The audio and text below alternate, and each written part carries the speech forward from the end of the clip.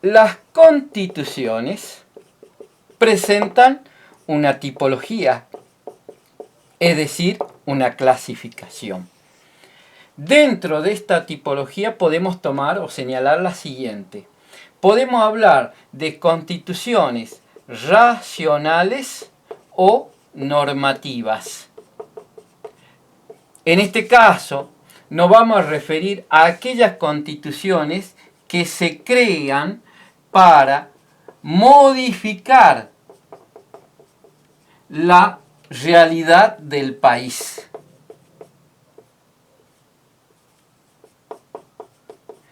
Pero también nos podemos topar con una constitución que se llaman escritas. En este caso, son aquellas constituciones que están ordenadas en un texto. También tenemos las constituciones historicistas, que son aquellas que nacen adecuadas o amoldadas a la realidad social. Tenemos las constituciones no escritas, no codificadas o dispersas. Son aquellas constituciones que no se hallan en un texto único, sino que están en todas las normas. Nacen de la costumbre en cierta manera. Tenemos las constituciones reformables, son aquellas que se pueden reformar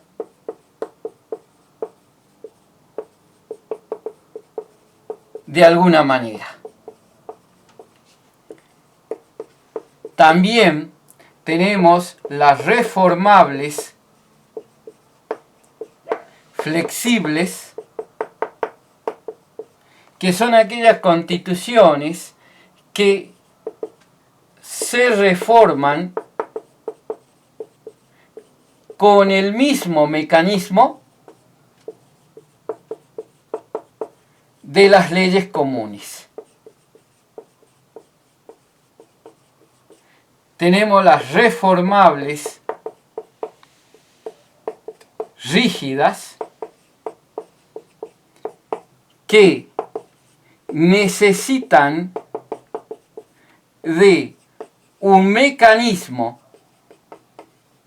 especial o específico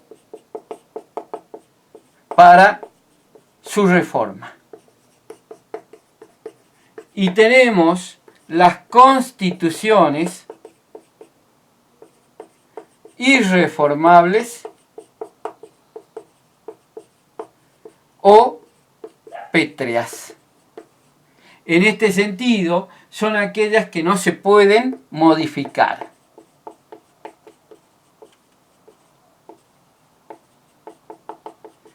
También, dentro de las escritas, se pueden denominar codificadas o concentradas. Este es algo que tenemos que tener en cuenta. A partir de esta tipología, nosotros podemos decir que nuestra Constitución nacional es historicista, es escrita, codificada o concentrada, es reformable, rígida y tiene contenidos pétreos. Esto es, siguiendo a algunos especialistas constitucionales que nos señalan que hay ciertos aspectos que en nuestra Constitución son irreformables, como por ejemplo la forma de gobierno representativa, republicana y federal. A partir de esto podemos señalar que nuestra Constitución puede ser, o presenta, mejor dicho, la siguiente estructura. Nuestra Constitución está compuesta por 129 artículos, más el artículo 14 bis y 17 disposiciones transitorias. Nuestra Constitución Nacional se divide a su vez en dos partes. En la primera parte, que se le llama dogmática, encontramos declaraciones, derechos y garantías. En la segunda parte, que la denominamos orgánica, en esta segunda parte encontramos a las autoridades de la nación. La primera parte abarca desde el artículo 1 al 43 y la segunda del 44 al 129. A su vez, esta primera parte se divide en capítulo primero y capítulo segundo. En el capítulo primero encontramos declaraciones, derechos y garantías.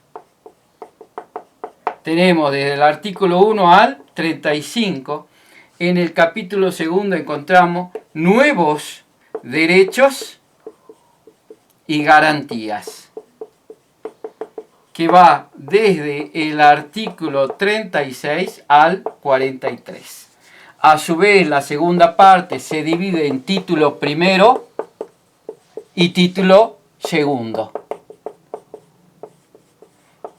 siendo el título primero el gobierno nacional y el título segundo el gobierno provincial o los gobiernos provinciales. Abarca desde el artículo 44 al 120 y desde el artículo 121 al 129. A su vez, el título primero se divide en sección primera, sección segunda, sección tercera y sección cuarta. En la sección primera tenemos el poder legislativo. En la sección segunda, el poder ejecutivo. En la sección tercera, el poder judicial. Y en la sección cuarta, el Ministerio Público. Esta sección primera va desde el artículo 44 al 86. La segunda desde el artículo 87 al 107. La sección tercera desde el artículo 108 al 119. Y la sección cuarta, el artículo 120. De esa manera tenemos la estructura de nuestra Constitución Nacional. Recordemos que a la vez cada una de estas secciones se puede subdividir en otros capítulos más. Vamos a tener en cuenta ahora el tema de la reforma constitucional, es decir, cómo se reforma nuestra Constitución.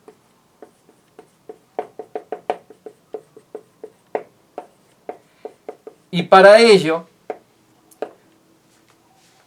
vamos a tener en cuenta el análisis del artículo 30.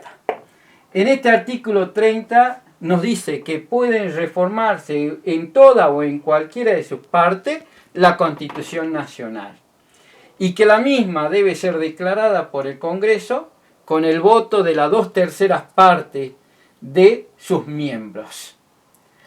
y que esta reforma debe ser llevada a cabo por una convención constitucional o constituyente, perdón.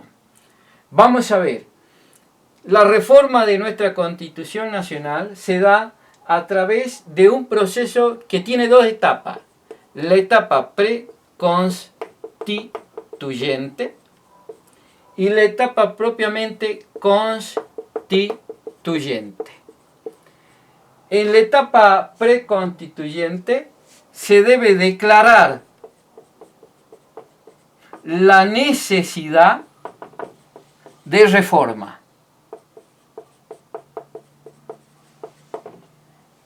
Y esta declaración de reforma la debe realizar el Congreso de la Nación. Y para ello, como dijimos, debe contar con el voto de las 2/3 partes de sus miembros. También tenemos que tener en cuenta que la declaración de la necesidad de reforma puede salir por ley o simple declaración. Y en este sentido debemos hacer la salvedad.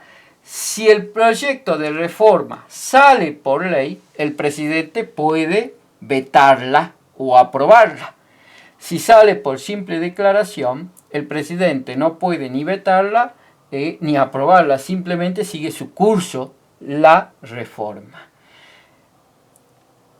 Como una aclaratoria, todas las reformas que sucedieron a nuestra Constitución siempre salieron por ley y no por simple declaración. En la etapa constituyente ya sería propiamente el proceso en el cual se da la reforma de la Constitución. De ahí que es llevada a cabo por una convención nacional constituyente. Los integrantes de esta Convención Nacional Constituyente son elegidos por el pueblo por medio del voto.